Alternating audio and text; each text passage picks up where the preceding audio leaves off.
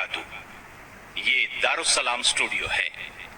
इस बार हम आपकी खिदमत में पेश कर रहे हैं फारूक आजम, अंबिया की जमात और उम्मत के सबसे अफजल इंसान अबू बकर सिद्दीक के बाद इस्लाम के दूसरे खलीफा राशिद फारूक आजम का दर्जा है। उनकी जिंदगी के वाकयात दिलचस्प तरीन अंदाज में सुनिए, आप हैरत ज़दा रह जाएंगे। बहुत से ऐसे वाकयात भी आप सुनेंगे जो अक्सर किताबों में शामिल नहीं हैं। तो आइए सुनते हैं फारूक आजम। पेशकश मोहम्मद तारिक शाहिद। अल्लाह ताला का इरशाद है, वो लोग जो अल्लाह और उसके रसूलों पर ईमान लाए हैं, यही तो वो हैं जो उनके परवरदिगार के नजदीक सिद्दीक और शहीद हैं। उनके लिए अज्र और नूर है।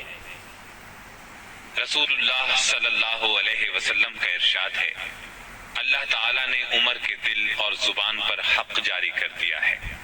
वो फारूक है जिसके जरिए अल्लाह ताला ने हक और बातिल के दरमियान फर्क किया।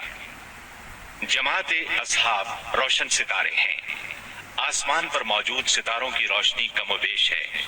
यही मिसाल सहाबा किराम रज़ी अल्लाह अन्हुम की है, लेकिन हैं सभी रोशन। इनमें सबसे नुमाया, सबसे रोशन और सबसे ताबनाक बहरहाल पहले चार सहाबा रज़ी अल्लाह अन्हुम ही हैं। यही पहले चार असहाब खुलफाए राशिदीन हैं। अशरा मुबशरा में भी सबसे पहले इन्हीं का नाम है। आज हम आपको अनोखी खुसूसियात वाले इंसान की कहानी सुनाते हैं। अल्लाह के रसूल सल्लल्लाहु अलैहि वसल्लम ने अपने 10 सहाबा का नाम लेकर फरमाया था, मेरे ये 10 सहाबा जन्नती हैं। गोया उन्हें दुनिया ही में जन्नती होने की बिशारत अता हुई। उनमें से एक सैयदना उमर फारूक रजी अल्लाह अन्हु हैं। अंबिया की जमात के बाद और मुसलमानों के पहले खलीफा राशिद यारे गार सैयदना अबू बकर के बाद इस दुनिया में सबसे ज्यादा फजीलत दूसरे खलीफा राशिद सैयदना उमर फारूक ही को हासिल है। नबी सल्लल्लाहु अलैहि वसल्लम ने उनके बारे में इस तरह दुआ फरमाई थी, ऐ अल्लाह, इस्लाम को उमर के जरिए से कुव्वत और इज्जत दे। उनके जमाने में इस्लामी हुकूमत 22 लाख मुरब्बा मील रकबे तक फैल गई। बाज मौकों पर उनकी ताईद में आयात नाजिल हुई। उनकी खिलाफत का जमाना बेहतरीन इस्लामी हुकूमत का जमाना था।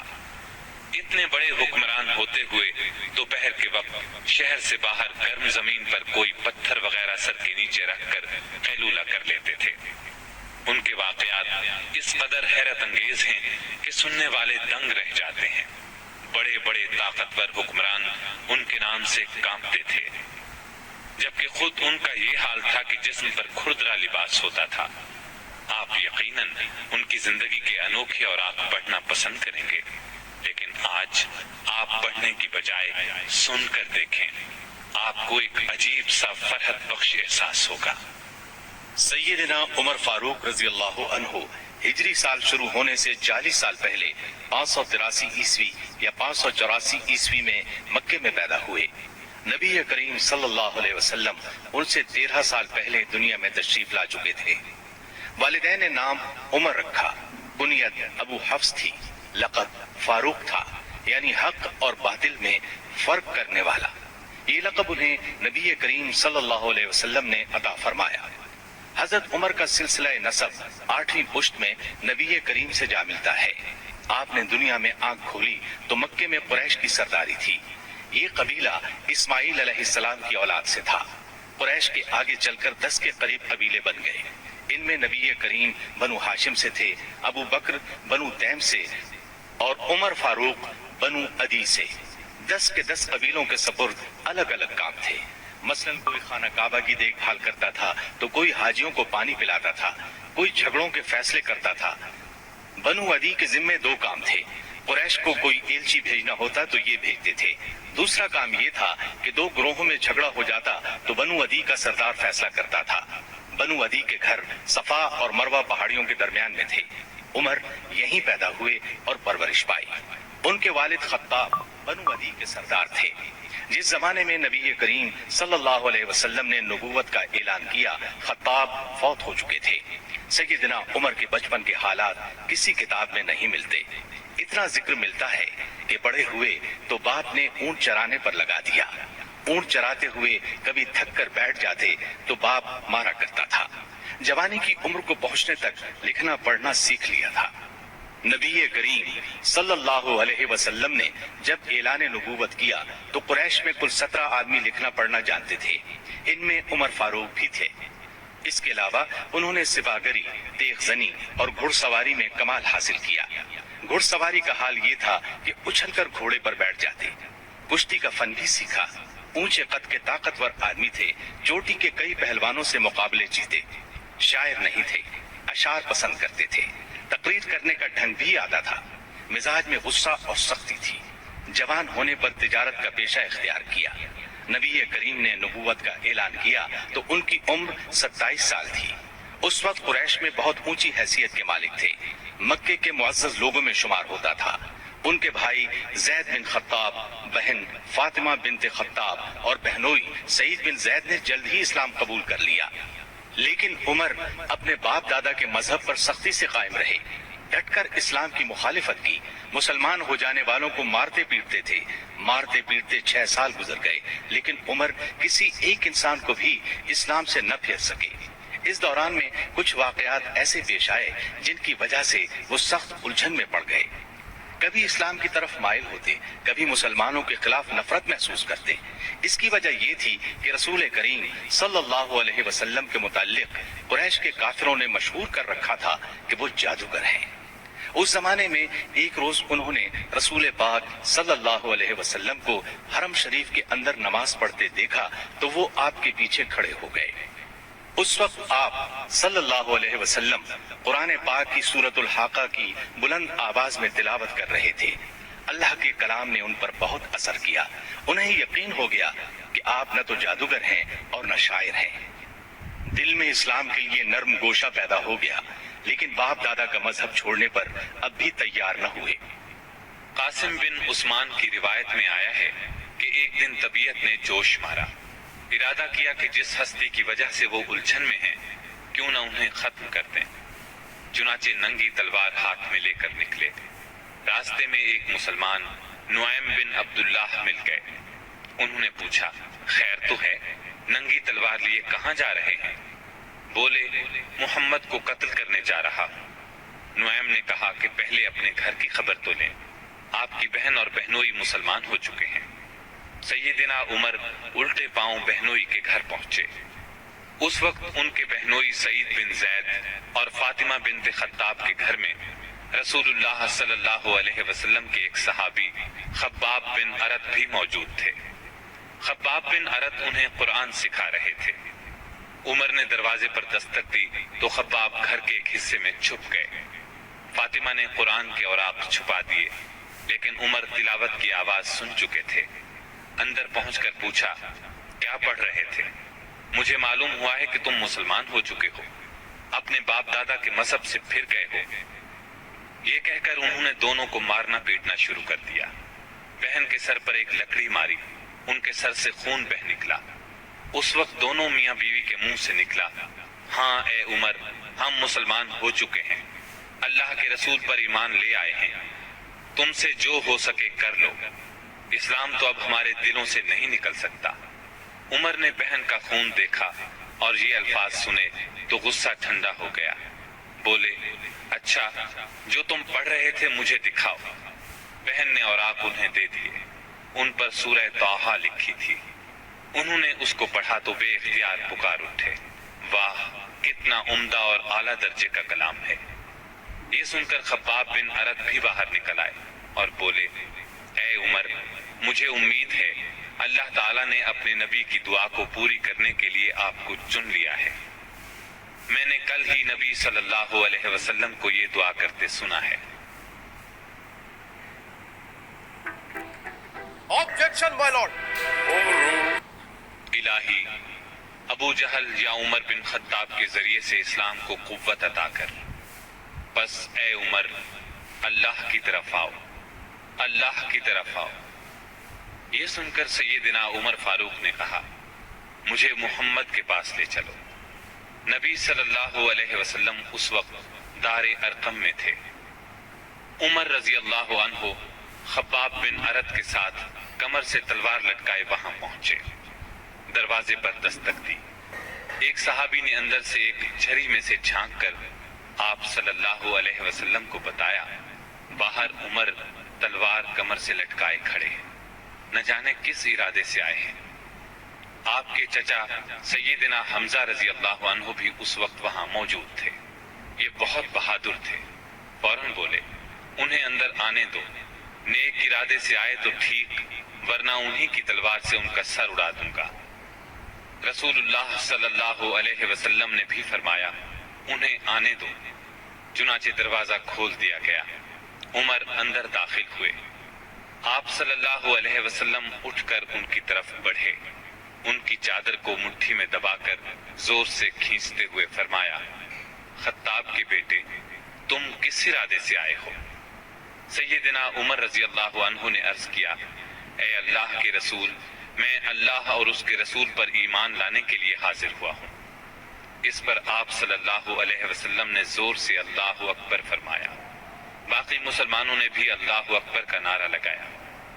اب عمر رضی اللہ عنہ نے کلمہ پڑھا، پھر بولے اے اللہ کے رسول، کیا ہم حق پر نہیں ہیں؟ آپ نے فرمایا اس ذات کی قسم جس کے قبضے میں میری جان ہے، تم لوگ حق پر ہو۔ یہ سن کر سیدنا عمر فاروق نے عرض کیا جب ہم حق پر ہیں اور کافر غلط راستے پر، تو پھر اپنا دین کیوں چھپائیں؟ آپ نے فرمایا اے عمر، ابھی ہماری تعداد تھوڑی ہے اور تم دیکھ رہے ہو کہ ہم کن حالات سے گزر رہے ہیں۔ سیدنا عمر نے یہ سن کر فرمایا اس ذات کی قسم جس نے آپ کو نبی بنا کر بھیجا ہے، میں اسلام لانے سے پہلے جن لوگوں میں اٹھتا بیٹھتا تھا اب مسلمان ہو کر ان کے سامنے جاؤں گا۔ اس پر تمام مسلمان دار ارقم سے دو صفیں بنا کر نکلے اور کعبے کی طرف روانہ ہوئے۔ ایک صف میں عمر تھے، دوسری میں حمزہ۔ سب نے مسجد حرام میں نماز ادا کی۔ قریش نے یہ دیکھا تو طیش میں آ گئے۔ اس وقت تو کچھ نہ کہا، جب عمر تنہا نظر آئے تو ان پر حملہ کر دیا۔ انہوں نے بھی ڈٹ کر مقابلہ کیا۔ آخر کافر انہیں چھوڑ کر چلے گئے۔ یہ واقعہ نبوت کے 6 سال پیش آیا۔ ایمان لانے کے بعد 6 سال تک مکے میں رہے، پھر دوسرے مسلمانوں کے ساتھ مدینہ کی طرف ہجرت کی۔ ایسے میں کفار کو مخاطب ہو کر فرمایا میں آج مکے سے جا رہا ہوں، کسی میں ہمت ہے تو مجھے روک کر دکھائے۔ کوئی آگے نہ آیا۔ اس طرح آپ قباء پہنچے۔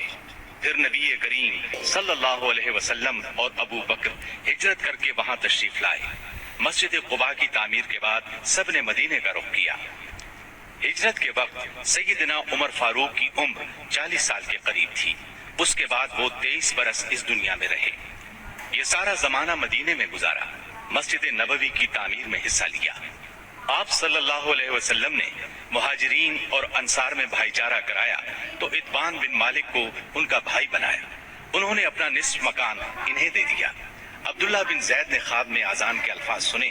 انہوں نے یہ الفاظ نبی کریم صلی اللہ علیہ وسلم کو سنائے تو آپ صلی اللہ علیہ وسلم نے سیدنا بلال کو حکم دیا اذان کہیں۔ جو ہی انہوں نے اذان شروع کی، سیدنا عمر فاروق اپنی چادر گھسیٹتے ہوئے آئے اور بولے اے اللہ کے رسول صلی اللہ علیہ وسلم، اس ذات کی قسم جس نے آپ کو نبی بنا کر بھیجا ہے، میں نے بھی بالکل یہی الفاظ خواب میں سنے ہیں۔ یہ سن کر آپ بہت خوش ہوئے۔ آج تک اذان انہی الفاظ میں دی جا رہی ہے اور قیامت تک دی جاتی رہے گی۔ ہجرت کے دوسرے سال بدر کی لڑائی پیش آئی۔ سیدنا عمر فاروق بھی اس غزوے میں شریک ہوئے۔ اس غزوے میں انہوں نے ایک نامی بہادر عاص بن ہشام کو قتل کیا۔ یہ رشتے میں ان کا ماموں تھا۔ اگلے سال احد کی لڑائی ہوئی۔ سیدنا عمر اس لڑائی میں بھی شریک ہوئے۔ بدر کی لڑائی میں عمر فاروق کی بیٹی سیدہ حفصہ بیوہ ہو گئی تھی۔ نبی کریم صلی اللہ علیہ وسلم کی خواہش پر سیدنا عمر نے ان کا نکاح آپ سے کر دیا۔ اس طرح وہ رسول کریم صلی اللہ علیہ وسلم کے سسر بنے۔ ان کی بیٹی کو مومنوں کی ماں کا درجہ حاصل ہوا۔ ہجرت کے 5ویں سال شوال میں خندق کی لڑائی پیش آئی۔ सैयदना उमर ने भी खंदक खोदी। खंदक के एक हिस्से की हिफाजत सैयदना उमर के सपुर्द की गई। बाद में उस जगह उनके नाम से मस्जिद तामीर की गई जो आज भी मौजूद है। हिजरत के छठे साल नबी करीम सल्लल्लाहु अलैहि वसल्लम ने काबे की जियारत का इरादा फरमाया। आप 1400 सहाबा के साथ रवाना हुए, उनमें सैयदना उमर भी थे। हुदैबिया के मकाम पर काफिरों से जो मुआहदा हुआ तो कुछ दूसरे सहाबा के साथ वो सैयदना उमर पर भी गिरा गुजरा। वो रसूलुल्लाह सल्लल्लाहु अलैहि वसल्लम की खिदमत में हाजिर हुए और अर्ज की, क्या आप अल्लाह के सच्चे नबी नहीं हैं? आपने फरमाया, यकीनन मैं अल्लाह का सच्चा नबी हूँ। कहा, क्या हम हक पर और हमारा दुश्मन बातिल पर नहीं है? आपने फरमाया, हम हक पर और हमारा दुश्मन बातिल पर है। कहा, ऐ अल्लाह के रसूल, जब हम हक पर और हमारा दुश्मन बातिल पर है तो फिर दबकर क्यों सुलह करें? आपने फरमाया, मैं अल्लाह का रसूल हूँ, अल्लाह के हुक्म के खिलाफ नहीं करता, वही मेरा मददगार है। सैयदना उमर फिर अबू बकर सिद्दीक के पास गए और उनसे भी यही कहा तो उन्होंने फरमाया, ऐ जवान, बिला शुबा नबी करीम सल्लल्लाहु अलैहि वसल्लम अल्लाह के रसूल हैं। वो अपने रब की नाफरमानी नहीं कर सकते और वही उनका नासिर व मददगार है। बस उनकी रिकाब को थामे रहो, यानी हर मामले में उनकी फरमाबरदारी करो। नबी करीम सल्लल्लाहु अलैहि वसल्लम ने फरमाया, मैं अल्लाह का रसूल हूँ, अल्लाह के हुक्म के खिलाफ नहीं करता, वही मेरा मददगार है। तब जाकर सैयदना उमर को इत्मीनान हुआ। नबी करीम सल्लल्लाहु अलैहि वसल्लम वापस रवाना हुए तो सूरा फतह नासिल हुई। आपने सैयदना उमर को बुलाकर अल्लाह ताला का ये इरशाद सुनाया कि हमने आपको खुली फतह अता की। साथ ही आपने फरमाया, मुझ पर आज ऐसी सूरत नाजिल हुई है जो मुझे इस दुनिया से ज्यादा प्यारी है। सैयदना उमर रजी अल्लाह अन्हु ने हुदैबिया की सुलह के मौके पर जो गुफ्तगू की थी वो खुलूस नीयत पर मबनी थी। फिर भी उन्हें तमाम जिंदगी इस बात का अफसोस रहा कि क्यों उन्होंने इस तरह के सवाल जवाब किए। इसके बदले में उन्होंने बहुत से रोजे रखे, कई गुलाम आजाद किए और बहुत सी नफल नमाजें पढ़ी। हिजरत के 7वें साल खैबर की लड़ाई हुई। इसमें भी सैयदना उमर रजी अल्लाह अन्हु शरीक थे। ज़िक़ाद 7 हिजरी में नबी सल्लल्लाहु अलैहि वसल्लम उम्रे के लिए तशरीफ ले गए। 2000 मुसलमान आपके साथ थे। सैयदना उमर भी उनमें शामिल थे। ज़ाते सलासिल की जंग में भी शरीक हुए। सलासिल जगह का नाम है, या उस मकाम पर कबीला जुजाम का एक चश्मा था जिसका नाम सलसल था। मुसलमान लश्कर इसी चश्मे पर उतरा था, इसीलिए इस गज़वे को ज़ातुस सलासिल कहा जाता है। 8 हिजरी 10 रमजान को रसूलुल्लाह सल्लल्लाहु अलैहि वसल्लम 10,000 हथियारबंद सहाबा के साथ मदीने से मक्के की तरफ रवाना हुए। उनमें सैयदना उमर भी शामिल थे। मक्के से कुछ फासले पर आप सल्लल्लाहु अलैहि वसल्लम ने पड़ाव डाला। इस मैदान का नाम अब वादी फातिमा है। कुरैश के सरदार अबू सुफियान ने 2 आदमियों को हालात मालूम करने के लिए भेजा। फिर अबू सुफियान खुद नबी करीम सल्लल्लाहु अलैहि वसल्लम की खिदमत में हाजिर हुए।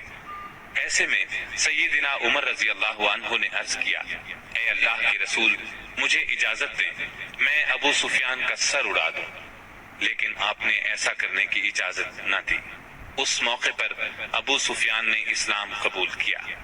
उनके बाद मक्के के बाकी मांदा लोग भी मुसलमान हो गए। फतह मक्का के बाद गज़वाए हुनैन पेश आया। इस गज़वे की इब्तिदा में मुसलमानों के पांव उखड़ गए। सिर्फ रसूलुल्लाह सल्लल्लाहु अलैहि वसल्लम चंद सहाबा के साथ मैदान में खड़े रहे। इनमें सैयदना उमर भी थे। फिर सैयदना अब्बास रजी अल्लाह अन्हु की आवाज पर मुसलमान पलटे और कुफ्फार को शिकस्त दी। तबूक की लड़ाई के लिए सैयदना उमर ने अपने माल का निस्फ हिस्सा नबी सल्लल्लाहु अलैहि वसल्लम की खिदमत में पेश किया। हज्जतुल वदा के मौके पर भी सैयदना उमर साथ थे। इस हज के बाद ही आप सल्लल्लाहु अलैहि वसल्लम इस दुनिया से रुखसत हुए। सफर 11 हिजरी में आप सल्लल्लाहु अलैहि वसल्लम ने उसामा बिन ज़ैद को इस्लामी लश्कर का सिपाह सालार मुकर्रर किया और हुक्म दिया कि जाकर रूमियों से मूता की लड़ाई का बदला लें। मूता की लड़ाई हिजरत के 8वें साल में हुई थी। इसमें उसामा के वालिद ज़ैद और बहुत से सहाबा रजी अल्लाह अन्हुम शहीद हो गए थे। चुनाचे आपने ये लश्कर रवाना फरमाया। इसमें बड़े बड़े सहाबा के साथ सैयदना उमर भी शरीक थे। आप सल्लल्लाहु अलैहि वसल्लम ने रहलत फरमाई तो सैयदना उमर रजी अल्लाह अन्हु को आपकी वफात का यकीन ही नहीं आता था। वो ये ऐलान कर रहे थे, जो शख्स ये कहेगा कि रसूलुल्लाह सल्लल्लाहु अलैहि वसल्लम ने वफात पाई है, मैं उसकी गर्दन उड़ा दूंगा। फिर अबू बकर रजी अल्लाह अन्हु के समझाने पर यकीन आया कि नबी सल्लल्लाहु अलैहि वसल्लम रहलत फरमा चुके हैं। आप सल्लल्लाहु अलैहि वसल्लम की वफात के बाद खिलाफत के मसले पर मुसलमानों में इख्तिलाफ पैदा हुआ तो उस मौके पर सैयदना उमर ने अबू बकर रजी अल्लाह अन्हु का नाम खिलाफत के लिए सबके सामने रखा। सभी ने इससे इत्तिफाक किया। अबू बकर के बारे में सैयदना उमर के ये अल्फाज हैं, अबू बकर रसूलुल्लाह सल्लल्लाहु अलैहि वसल्लम के सहाबी हैं, गार के साथी हैं, ये तमाम मुसलमानों से ज्यादा तुम्हारे मामलात के वाली होने के हकदार हैं।